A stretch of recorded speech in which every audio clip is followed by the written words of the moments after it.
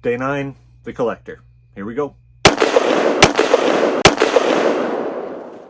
Desperate to repay his debt to his ex-wife, an ex-con plots a heist at his new employer's country home, unaware that a second criminal has also targeted the property and rigged it with a series of deadly traps.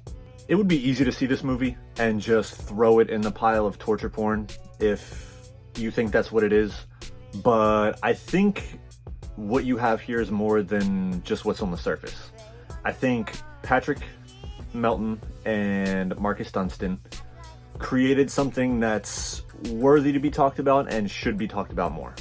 The Collector quickly moved his way up the ranks to be towards my top horror icons. And yes, I said icons. His appearance and the quality of his films aren't critically praised or anything like that. But they have their own style, and they're distinctive enough to separate from the rest of the pack. There's a lot of Saw comparisons, and while I can understand it, I put these two franchises in completely different areas. This movie gives you a sense of its style pretty much right out of the gate. The opening sequence into the opening credit sequence, it gives you a taste of this like frantic, chaotic energy that pretty much just spills over for the remainder of the movie. The editing and the color palette and the movement of the camera kind of all contribute to this too.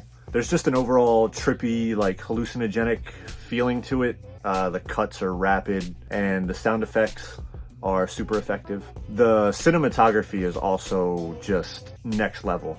This movie pretty much entirely takes place at night, and the shadowed areas are super dark. But anytime there is a flash of color and you get blue tone scenes, yellow tone scenes, green tone scenes, like it hits the array of colors. They almost have like a vibrating quality to them just because you're so used to the muted down quality of the rest of the film. The exposure feels like it's cranked all the way up and everything just feels super like fluorescent, I guess. This was my introduction, I believe, to Josh Stewart.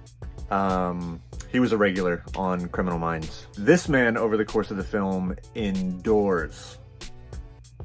That's the only word for it. The house is rigged top to bottom in traps, and he finds himself in damn near every one. The way this film wraps up, I think, is pretty smart.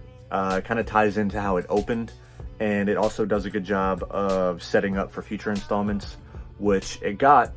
It got a sequel called The Collection, which is also worthy of a watch. And it was supposed to get a third entry called The Collected. It was in the process of filming during the pandemic, and then it shut down. And I think I just read a month or two ago that things are starting to fall on the right track, so we might end up getting the trilogy one day. I really fucking hope, because I love what they do with these films. If you want to check out The Collector, it is on Tubi TV, it's on Prime, and it's also on Vudu. So check them out there if you're interested. If not, then check back in tomorrow and see if you like that movie. Okay? Okay. I'll see you on the next one. Peace.